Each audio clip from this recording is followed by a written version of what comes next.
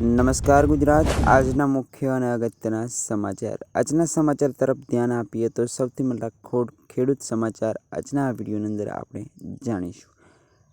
વાત કરીએ તો પીએમ કિસાન સન્માન નિધિ યોજનાનો જે 21મો હપ્તો છે તેને લઈને એક મહત્વના સમાચાર મળી રહ્યા છે। તો મિત્રો વાત કરીએ 6 નવેમ્બરે ચૂંટણી છે બિહારની અંદર અને મિત્રો તેને લઈને એક મહત્વના અપડેટ આવી છે। તે પહેલાં પણ તમારા બેંક એકાઉન્ટમાં 2000નો હપ્તો તમારા બેંકની અંદર આવી શકે તેવી સંભાવના છે। તેને લઈને હજુ સુધી કોઈ પણ પ્રકારની ઓફિશિયલ અપડેટ આપવામાં નથી આવી, પણ તમે તમારા જે માહિતી મળતી અનુસાર તમને જણાવી દઈએ છીએ કે 6 નવેમ્બર પહેલાં તમારા બેંક એકાઉન્ટની અંદર પૈસા આવી શકે તેવી સંભાવના છે।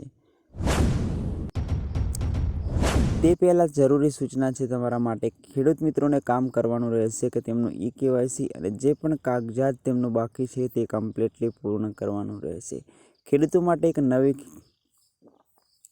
નવી પણ જાહેરાત કરવામાં આવી છે। પીએમ કિસાન માનધન પેન્શન યોજનાનો લાભ પીએમ કિસાન સન્માન નિધિ લાભાર્થીઓ લઈ શકે છે। 60 વર્ષ બાદ તેમને દર મહિને 3000 રૂપિયાનું પેન્શન મળી શકે તેવી નોંધણીમાં કોઈપણ દસ્તાવેજની જરૂર નથી। જો તમે પણ પીએમ કિસાન સન્માન નિધિ યોજનાની લાભાર્થી છો તો તમારા માટે સારા સમાચાર છે। હવે સરકારની બીજી યોજના પીએમ કિસાન માનધન પેન્શન યોજનાના લીધે લાભ પણ મેળવી શકે છે। મતલબ કે પાક માટે 2000ના 3 હપ્તા ઉપરાંત વૃદ્ધ અવસ્થામાં દર મહિને તમને વાર્ષિક 36,000 રૂપિયાનું પેન્શનની સ્થિતિ આવક મેળવવાની તક મેળવી શકો છો। સારી વાત છે કે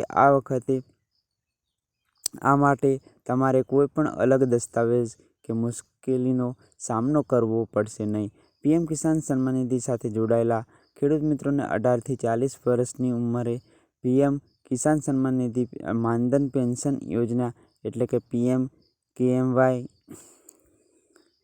માં નોંધણી કરાવવી પડશે।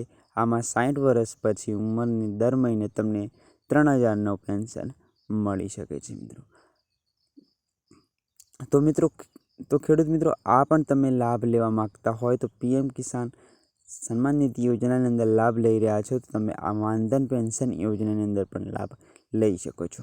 તે ફોર્મ કેવી રીતે ભરવું તેની જાણકારી તમને તમારા નજીકના પટવારી પાસે અથવા તો તમારા ગામની અંદર CSC સેન્ટર ચલાવતા હોય તેમની પાસેથી મળી જશે અથવા તો કમેન્ટમાં બતાવી શકો છો, હું તમને ગાઈડ કરી દઈશ। તો મિત્રો, આ વિડીયો પસંદ આવ્યો હોય તો વિડીયોને લાઇક કરી ચેનલને સબસ્ક્રાઈબ જરૂર કરજો।